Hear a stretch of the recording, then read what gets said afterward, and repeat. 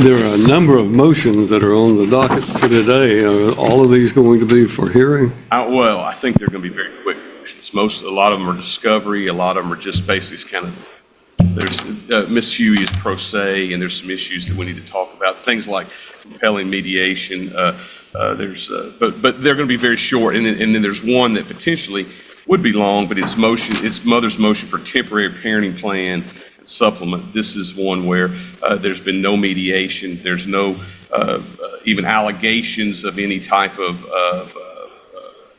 likelihood of substantial harm. So I would argue that any type of motion for temporary parenting plan is premature at this point until we either have finished discovery, which I'm arguing, and have mediation, and we set it for a hearing. But Your Honor, I think most of these motions will just take a couple minutes. All right, well, let's start down through them. Ms. Huey, can you hear everything okay? Yes, sir. Let me explain to you that under the law, once there is a permanent parenting plan that's been issued by a court and adopted by the court, that parenting plan is to remain in full force and effect. And if there's a later petition to modify that parenting plan, the court does not have the authority under the statute to modify or to adopt a different parenting plan unless there is a showing of immediate and substantial potential harm to the children. And normally that would require a detailed hearing with evidence to be supported. And if we're going to have a hearing on the adoption of a parenting plan, Ms. Huey will need to plan to be present in court rather than through the Zoom link. So let's go through what we have, and let me see if I can do it. I have a motion objecting to the mother's superseding discovery responses. On January the 12th, the mother served interrogatories and requests for admissions on when we submitted those on February 9th, approximately not even 12 hours later. When did you file? There are a lot of these things that I need to find a... Oh, I'm sorry. It's our motion. This is the motion objecting to mother's superseding objection. Right. What day did you file it? What day did I? I filed it. No, I don't have the date I filed. I have the date that I signed it. But I got a lot of tabs to turn to, so let me see if I can find it. Or if you just tell me what tab you're on, I can go to that one. So I can do whatever's easy. I think I filed them all the same. All right, well, the first motion of any kind that I find filed in this file is the motion to dismiss the counter petition for civil contempt filed February the 6th of 2026. I can do that one. Judge, that's one where there was a initial petition, there was an answer, and then Ms. Huey decided to just do an amended one without asking for permission from the court to do that. I understand she's pro se, but that's the reason why we asked for that. Ms. Huey, the law, you're unfortunately held to the same standard as if you had a lawyer representing you, and under the rules of civil procedure, once a petition is filed and a responsive pleading, an answer has been filed, then you cannot amend the original petition without leave of court. You would have to file a motion asking for the court to allow you to amend your petition and then have that heard before you can actually file that. So I have to grant the motion to dismiss the counter petition for civil contempt, but you're free to file a motion to amend, and normally that would be granted. So it seems rather circuitous and unnecessary to do it this way, but that is what the rules require. Your Honor, may I have permission to respectfully request leave to amend here in the hearing? You can respectfully request what? Permission to amend that petition here in the hearing, or would you need that? Have to file a written motion to amend under the rules. Yes, sir. So if she files that and serves that on me, that might be something we can just agree to. If you file your motion to amend and set forth the reasons why you want to amend it, then serve that on opposing counsel, and I think at that point you would be entitled to have it heard if he doesn't agree, but I would think he would likely agree. So. All right. Then we have the motion to dismiss the counter petition for civil contempt that Ms. Huey has filed. That was filed February the 6th. That was actually the one we were talking about. And Ms. Huey, you have filed a motion to dismiss the counter petition for civil contempt. Yes, sir. What is your basis for that motion? Because I gave notice to, regarding the move, and there was no written objection, there was no verbal objection, and I followed the rule of the parenting plan as I understood it. Mr. Belcher, you have anything to respond? No. Well, let me say this, as far as I don't have You might that. want to turn that microphone towards you because Can you hear she's me not- okay? Well, Okay. I'm She worried more can't, about okay. her than me. I'm talk really loud, so I usually have to, but just to make sure that she gets it. As far as that goes, I would argue that is a case, that is a material thing that should be set at the hearing for we have a number of hearings that we maybe do, but that's not for today. I mean, that's for, that'll be an evidentiary hearing to determine that. Ms. Huey, the civil contempt petition that's been filed is a factual issue and it's also a legal issue. And for that reason, just to say that you want to dismiss it because you felt like you complied with it, that's an allegation of fact which will have to be proven at a hearing. So while at that hearing, I'm going to pass your motion to dismiss, and we'll just reserve that for the hearing on the motion for contempt to allow both sides to be fully heard on that. All right, the next is a motion objection to interrogatories and requests for admissions that was set, was filed March the 9th. I show it was supposedly set from April the 8th. Did you appear on April the 8th and have a hearing? No, we moved it, Judge. We moved it to today. We've not heard any of these. Is that our motion objecting to the mother's superseding discovery responses? The one you filed March the 9th, 2026. Motion objection to interrogatories and requests for admission. Correct, Judge. That's the one where the mother filed 3 separate petitions in this case: to modify parenting plan, modified child support, and conversion of funds. We answered the interrogatories and requested for admissions, and then 7 hours later, she sent us 25 more interrogatories, 16 more requests for production of documents, and 87 additional requests for admissions. So what I would ask, Judge, she did that once. I guess maybe she didn't like the responses, so she decided to take a second bite of that. And I would argue that that is not proper. There is a rule, both a local rule and a rule of civil procedure that somewhat limits the amount of questions and interrogatories and requests for admissions that you can submit. I'm going to grant the objection to the subsequent or superseding set of interrogatories. I've just admitted her to the hearing. A tense custody hearing quickly turned procedural. The judge reminded both sides that an existing parenting plan cannot be changed without proof of immediate harm to the children. Several motions were challenged over filing errors and court procedure. The judge dismissed one improperly amended filing and limited additional discovery requests. In the end, major custody and contempt issues were postponed for a future hearing, setting up another courtroom battle ahead. But again, if you feel that there is an additional need for something that is not fully answered in the first set of interrogatories, then you can file a motion asking for the court to approve additional discovery. Thank you. All right. Then we're moving to the motion for a temporary parenting plan. And Ms. Huey, I've already dealt with that. I cannot adopt a new parenting plan on a temporary basis without a full hearing. Yes, sir. And may I just clarify, my intent is not to limit or restrict the parenting time or that he's in any danger. I'm simply seeking a parenting plan that is reflecting the reality because we've had substantial change.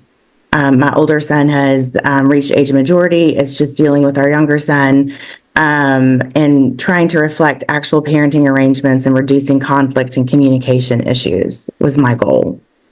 And I understand that, and that's an admirable goal that you may have, but all I'm saying is that unless it's agreed to, I cannot grant or even conduct a hearing to adopt a temporary parenting plan absent showing of a substantial risk of harm or injury to the child. So we'll reserve that, and perhaps you two can come to an agreement in mediation or whatever. There's a supplemental motion to determine a child support arrearage. Your Honor, the same, that was the mother's motion. She's trying to seek set an arrearage from a date of divorce to present. I would argue that's also premature. We haven't done any mediation, and that would be something for a final hearing. Ms. Huey, do you want to be heard on that? It is typical that that would be a hearing that would be conducted. That would be an issue that would be heard during the final hearing. Yes, sir. I understand that now. I was just simply seeking to, I didn't realize that that was part of the final hearing. I was seeking to just bring matters before the court for resolution. All right. Then we have a supplemental motion for reimbursement of child-related expenses. Again, this would be, in my opinion, a part of the final hearing as well. If there are additional expenses, child-related expenses that need to be addressed, then that normally is done at the final hearing. And it will be based on what the prior temporary parenting plan, or permanent parenting plan provided. Now we're looking at motion to compel discovery responses that Mr. Huey has filed. That's correct, Judge. We, on January 20th, we sent interrogatory responses on a number of questions, and I can submit these if you want to later, and you could do that, but there were several things that were just not answered. She objected to it, and she just didn't answer. There was, we think, one interrogatory and production of documents. There's 1, 2, 3, maybe 6 of those, and she just objected to them and wouldn't answer them. And like for instance, one, I said number 20 of the interrogatory, please state with specificity all complaints and allegations on which you intend to rely on as grounds, listing specific instances of misconduct by father, and state the names and addresses of persons who witnessed or have knowledge of any instance that you have listed. And she just wouldn't answer that one, objected to that. And then, do you want me to go through each one, or do you want to rule on each one of these? I don't want to rule on them at all, but I will do what I'm required to do. Well, fair enough, Judge. So we just want to know what she's going to say bad about the father, and we need to know what things she's going to rely on at trial, and that was the point of that interrogatory. Ms. Huey, under the rules of civil procedure, when I first started practicing law, these rules had just been adopted, and older attorneys used to moan about the fact that it eliminated trial by ambush, which they really liked. They used to, not give the other side the information about what was going to happen, and they could ambush them at trial. The rules of civil procedure, when adopted, were designed to eliminate that, and so that both sides are entitled to have all information that's going to be introduced at the final hearing in the case. So there's no, unless there's privileged information, and that's very limited, it would be required to be divulged as to all of the information that's been requested. So do you want to have anything to say about why some of these answers were not provided? Your Honor, I responded in good faith and provided substantial information in my responses. And to the extent that there are specific deficiencies, I do remain willing to supplement appropriate requests.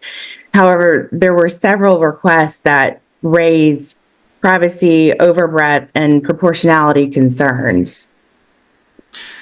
And you want to point to me, number one, what I'm going to do is I'm going to order that you supplement your answers within a certain period of time, within 30 days that you file a supplement to your answers to discovery. And under the rules, you either answer them, or if you believe it's not appropriate, then you can file an objection to it, but you cannot just simply fail to answer it. So within the next 30 days, what I'm going to put in order down here is that you supplement your answer and you fully answer all of the questions.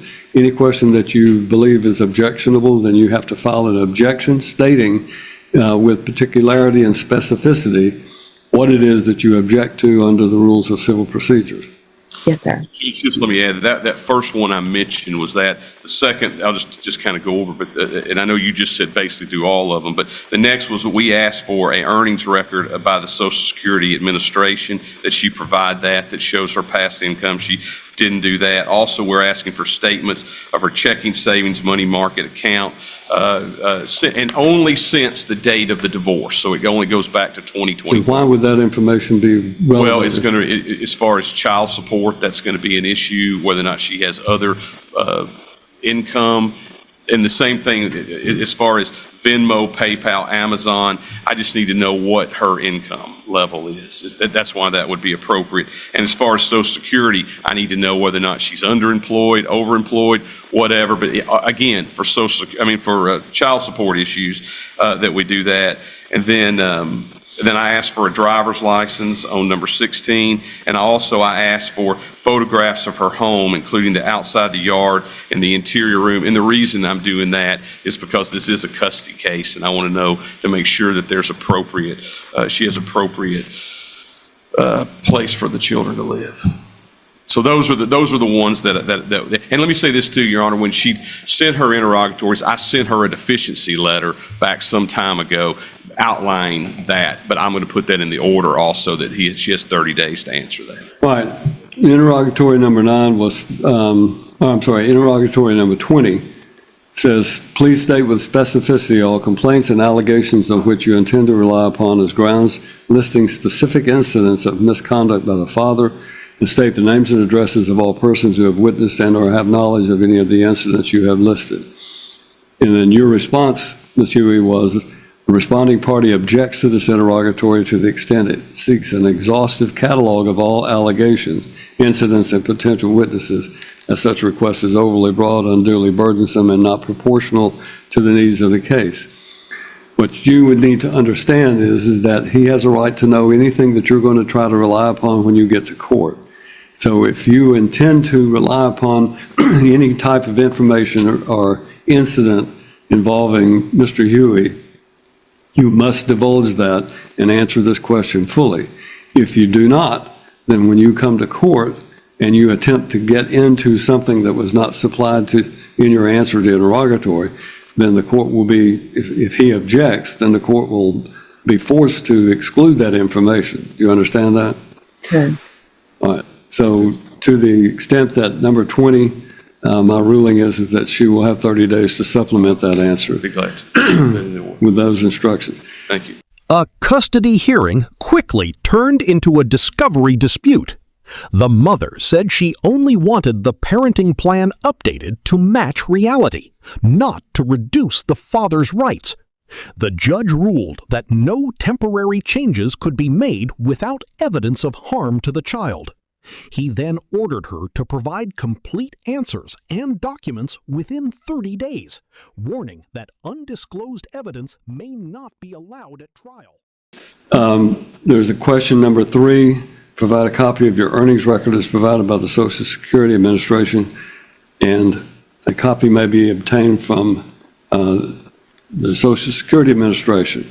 You have objected to that as cumulative, overly broad, and not proportional to the needs of this case, not reasonably calculated to lead to discovery.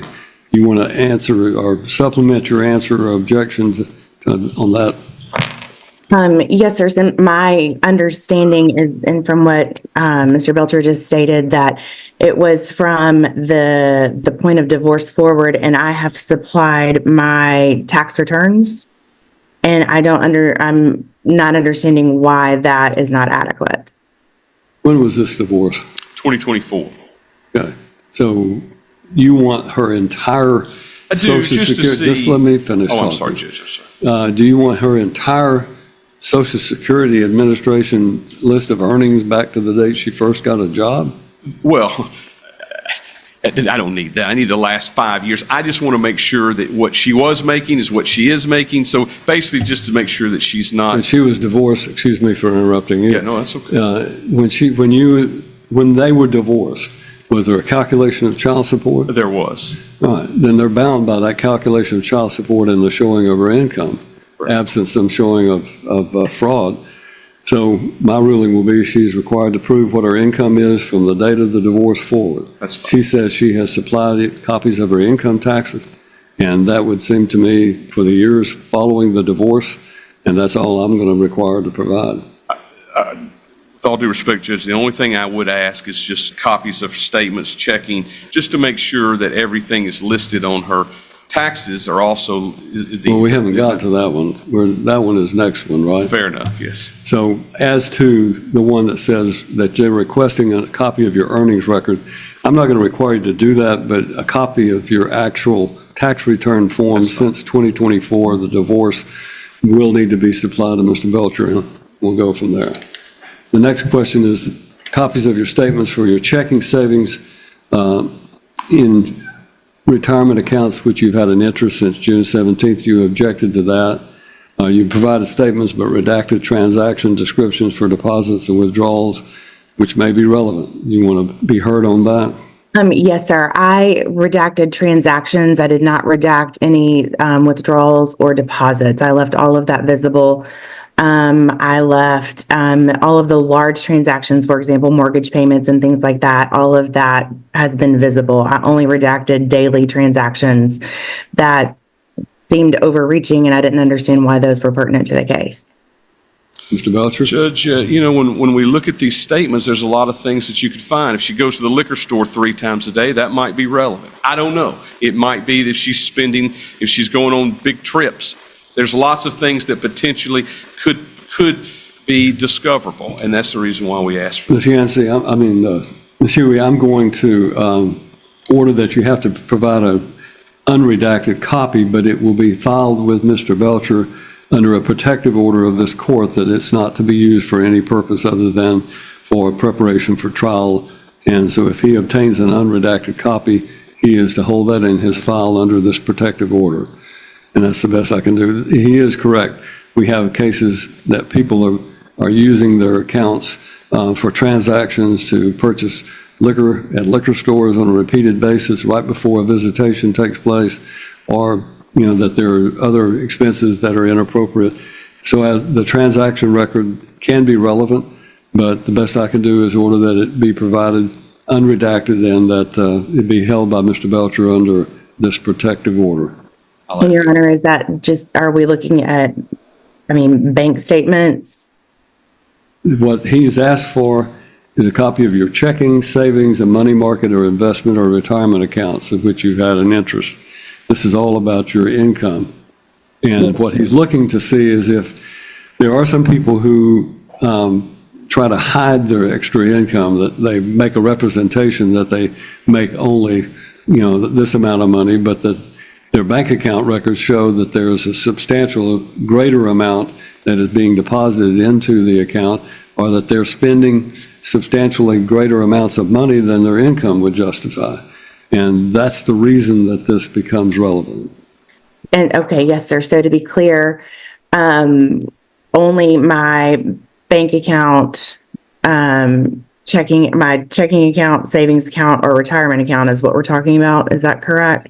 That is in number 8 of the request that says, please provide copies of your statements. If you refer to Mr. Belcher's number 8 on his interrogatories or request for production of documents, please provide copies of statements for your checking, savings, money market, investment, and/or retirement accounts of which you've had an interest since June 17th of 2024. Yes, So that's the question that I'm ordering. You have to file unredacted copies, and then that will be filed with them under a protective order. The same thing goes for number 9, which is copies of Venmo, PayPal, Amazon, Zelle. I don't even know what Zelle is, Zelly, Cash App, or other such accounts that you might have. And again, it's the same principle, that they're looking for any indication that you're actually have a greater income than what you are representing. Not to say that will be the case, but they have a right to see those unredacted. So number 8 and number 9, you'll have 30 days to provide that information. It will be provided under this order, which provides that information will be filed under seal to Mr. Belcher, and he will not be able to use or disseminate that information beyond trial preparations. May I ask one more clarifying question? All right. Regarding number 9, where there's Venmo, PayPal, Zelle, things like that, are all of because a lot of those are person-to-person transactions, may I redact the names, or do the names need to be included as well? Any reason why, if you're looking for the income information, there's really no reason the names would have to be at this point. Let me say this, we're going to allow you to redact the names if Mr. Belcher later determines that a particular transaction is one he needs to follow up on, then he can apply to the court to have that name unsealed. Yes, sir. All right. Number 16, a copy of your driver's license. And Judge, I provided a copy of my driver's license. The only thing that I redacted was my driver's license number. The custody hearing shifted to a fight over financial records. The father wanted access to the mother's earnings history, bank statements, and payment app records to verify her true income. The judge ruled that tax returns were enough for income history, but ordered unredacted bank and payment app records to be provided within 30 days. However, the information would remain protected and used only for trial preparation. The judge explained that these records could reveal hidden income or spending patterns relevant to child support and custody decisions. We can skip. Number 21, provide photographs of your home, including the outside, the yard, and each interior room, including bedrooms and bathrooms. Now, you have any objection to providing those? Your Honor, I guess I just didn't understand the reason my ex-husband has been here several times, has been invited to come in and has declined. So I didn't understand, especially in those circumstances, how that was pertinent information and what could be gained from that. Where your children or child is going to be residing, and where do you, and what, you don't have to tell me the address, but where are you? Mount Juliet. Okay. Where you are residing with your minor child does become an issue for the court to determine if the environment that you're providing is appropriate. And all I'm understanding he's asking is for you to provide copies of the photographs of the interior of your home, which normally you would do when you come into court to show that it's a good place for your son to live. So I'm going to order that you do that. It's a little bit unusual to require you to make photographs, but I can't require her to produce photographs if she doesn't have them. I can't make her go out and take photographs. Well, let me say this in the alternative, I guess, if your court could order a time maybe for us to go out and I could take the photographs. So you want to take them? I You don't want want Mr. to Belcher do to that, take them? but I'll I guess, honestly, Judge, it feels very invasive and intrusive, why I asked that. especially when the father's been invited in before and has declined to be, specifically been invited to see it, come inspect, come see where your son lives, and has declined. There are photos of the apartment complex online. The idea that it is invasive and intrusive is correct. And unfortunately, when two people come before the court and I don't know either one of you. So I don't know anything about your house. I haven't been invited to your house. And if I or one of the other judges have to make the decision, then having the most amount of information, the greatest amount of information about the conditions, the circumstances, what it looks like. As I've said, most of the time, the person who's seeking to have the child live in that home brings photographs before the court to show this is a great environment. Here's his room. Here's what it looks like, to satisfy the judge that the child will be living in an appropriate environment. I am not going to order that she has to provide those photographs. She can either produce them or not. That's up to her. But I will say that obviously the judge who hears this case is going to want to know what kind of environment it is. And if she doesn't provide them, then Mr. Belcher, you and your client can argue to that judge or to me that her failure to provide copies of photographs that show what the environment was like may be an indication that there's an inappropriate environment. Let me There's ask an this, inference Judge. there. If she provides, though, can she at least, I mean, if she does take pictures and she intends to show those, will she provide those to me ahead of If trial? you intend to take photographs and show them at court, you have to provide a copy to Mr. Belcher. If you do not, then that's your choice, but I'm not going to require her to go out and take photographs of her own home and then mail them to you. So if she's going to take them and use them at trial, then she has to provide them to you. Okay. All right, that concludes the discovery issues, if I understand correctly. You've already dealt with your motion to dismiss the amended petition, which she can do. You have a motion to change venue. Judge, the only reason I say that is the children are now, are residents of Wilson County. They've lived there for more than 6 months. The mother now is in Wilson County. Where's your client? My client still lives here, but I'm out of Wilson County. So it's not a big deal. Listen, it was a very pleasant drive, but it did take an hour and a half to get from Mount Juliet to here. It was very nice this morning, but that's the reason why I'm asking that. It's just for basically convenience sake for the mother, the children, me. But let me say this, if she wants to have it here, I'm Ms. okay. Huey, I don't care where this case is And I don't heard. either. And if you want to have it heard in Wilson County, since you live there, then that's where the child is. That's where the court that would have the greatest opportunity to hear it. I'll be glad to change the venue to Wilson County.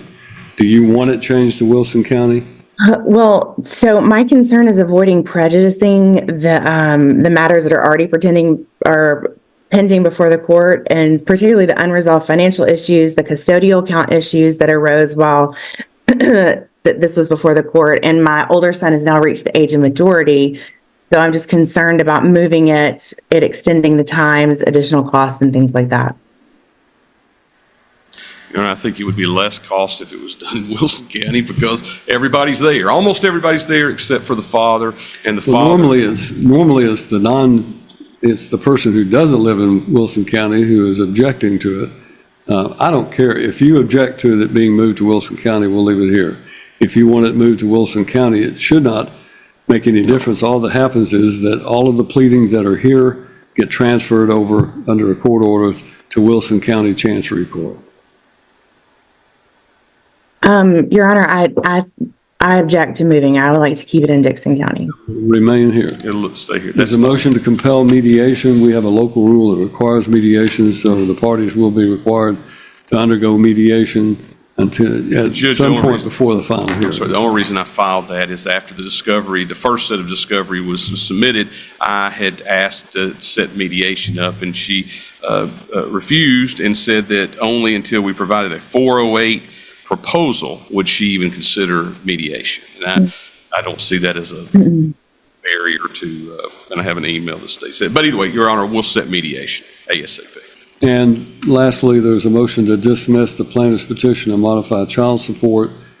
And obviously, the issue of child support is one of those things that, in my opinion, needs to be heard at the final hearing. The only reason I put that in there, Judge, is in her petition, she was asking that it be retroactive to the date of divorce. So that'll be for argument at the final hearing. You cannot get a retroactive modification of child support when there's a court order down, other than the fact that you could get it from the date of filing a petition to modify. In other words, you've got a court order down that sets child support. That is controlling until you file a petition to modify. Once you file a petition to modify, if it takes 6 months or a year or 2 years to get it heard, the retroactive modification can be to the point where you filed your petition to modify. But you Yes, sir. can't go from the petition to modify back to the date of the actual divorce, because that's a res judicata is the term we use to determine that. Yes, All sir. right. And I amended my petition. Mr. Belcher, would you draw an order, please, will. reflecting all of my rulings, and then I'll submit that to Ms. Huey? I will. Judge, thank you. All right, thank you, Ms. Huey. You may leave our A custody dispute sparked arguments over home photos, court location, and child support. The judge refused to force the mother to take photos of her home, but said she could use them as evidence if she wanted. He also denied moving the case to another county after the mother objected. The hearing ended with a court-ordered mediation and a reminder that child support changes can only go back to the date a modification request was filed. If you found this case as shocking as we did, make sure to hit that like button, share your thoughts in the comments, and don't forget to subscribe for more shocking courtroom stories.